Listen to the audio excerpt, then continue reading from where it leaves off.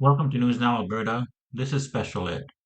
This is a story from Idaho where an autistic boy, nonverbal autistic boy, was shot many times by police. To tell you about a tragic end for an Idaho teenager with autism shot by police about a week ago. Victor Perez died after being removed from life support. The 17-year-old was wielding a knife when he was shot 9 times by police. Family now seeking justice. Joining me now with more on this is ABC News contributor and former FBI agent Brad Garrett. Brad, good to see you. Thanks for coming in on a Sunday to talk about this. How does the police investigation into this shooting change, if it changes at all, now that the teen has unfortunately died after being taken off life support? So you have to go back to the beginning of a shooting, which basically is what precipitated the officers to justify using deadly force. And we don't know that at this point. We just know that they shot this child multiple times and he ultimately died. So it's all going to go to what's the justification. There's some reporting about a weapon, maybe a knife. In what context is that? What is that? In other words, is he waving the knife? Does he actually run toward one of the officers? They probably don't know the mental state of him. I would be willing to guess. Obviously, officers are trained to protect themselves if somebody comes at them with something that's deadly, a weapon, a knife, whatever it might be. But there's a whole thing, Phil, called shooting review teams, and they'll basically start at the beginning. What was the initial information? Why did they go to the house? Why did they end up in a location that might have been the backyard, if I recall, of this house with the person who was shot? This guy's a former cop, so he's not going to throw the cops under the bus. The questions he's not asking is, why wasn't pepper spray used? Why did no one have a taser out? This kid was coming towards him. They could tell he's nonverbal.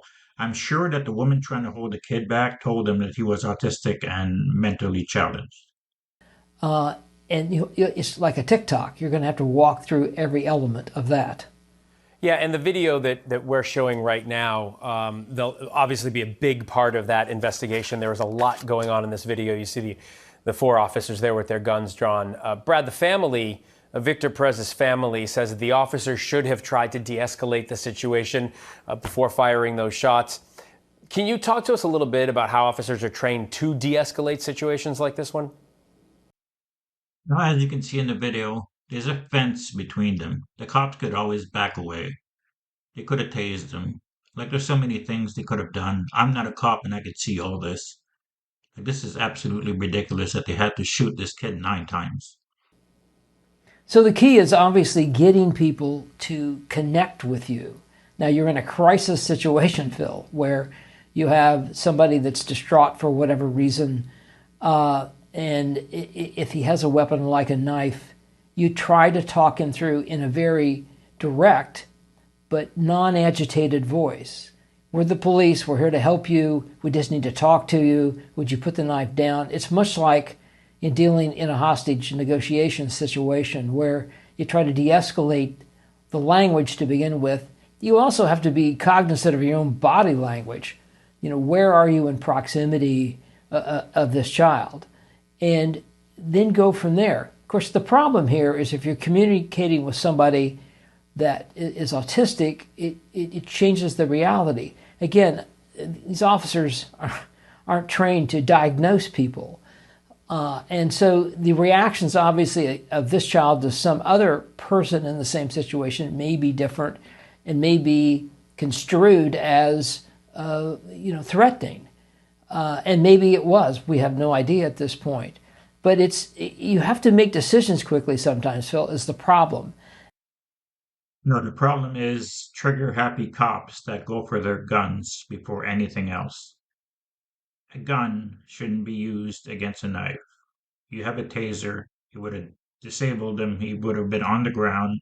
You jump the fence, you put him in cuffs, and you handle it afterwards. And if he comes at them with a knife and they told him not to move forward, and he keeps coming, then that may be one of their justifications in shooting him.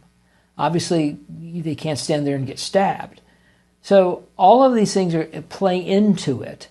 But there's a big issue, Phil, in the law enforcement community in dealing with people who have mental health challenges because they confront them all the time on the street. I get that he was going towards them, but he didn't lunge at him. There was a fence between the two. He wasn't going to run and hop the fence. He wasn't even running at all. Because they confront them all the time on the street. And we'll see what they knew before the shooting started. Yeah, I've done a couple stories with specific departments that actually had mental health experts go out onto calls with officers, and that seemed to help in some of the places where I've done those stories. Brad Garrett, thanks for taking the time. Appreciate it. You're welcome.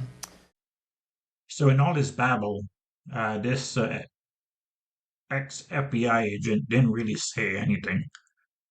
There's a lot to unwind here. I'm waiting for the body cam video to come out so I can make update video about this. But this is absolutely ridiculous. This is so dumb. This kid did not deserve to die. What do you think of this? Let me know in the comments. Please like, share, and subscribe. Thank you.